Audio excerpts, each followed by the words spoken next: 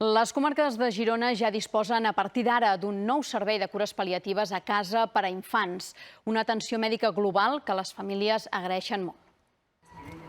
Són part del nou equip d'atenció pal·liativa pediàtrica de Girona que acompanya les famílies amb infants amb malalties cròniques complexes. El que intenta aquest programa és una atenció directa amb el focus centrat en el pacient i la família, però també donar molt suport als professionals que porten aquests pacients de forma coordinada, intentant donar una atenció més integral i més global del pacient. Bon dia.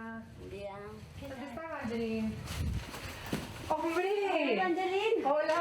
Bon dia! Són pacients que moltes vegades estan molt hospitalitzats, no? Tenen molts ingressos, a vegades fan ingressos molt llargs i intentem una mica, un dels objectius és escurçar-li aquests ingressos i també alhora evitar-ne, si podem, algun dels ingressos fent l'atenció més a casa, no? Intentant estar on millor està el pacient i més un nen, que és on és a casa, no? Amb la seva família, i intentar donar-li l'atenció que puguem a casa.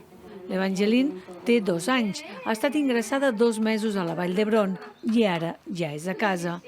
La seva és una de la trentena de famílies que atenen.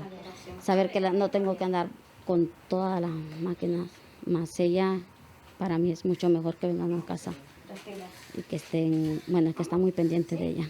A mí es de mucho apoyo lo que tengo en psicología, porque ver el caso que yo llevo, bueno, no es nada normal y es muy difícil, más que todo, llevarlo uno solo, mientras que así como lo compartimos con ellos, pues se me hace más fácil todo. Que prioritzem la seva qualitat de vida, també, que és el que intentem, millorar-los la qualitat de vida, perquè tot i tenir una malaltia crònica complexa, doncs puguin ser nens, puguin seguir jugant, puguin anar a l'escola, puguin estar a casa i poder-los oferir aquesta atenció més propera. Sopla. Sopla.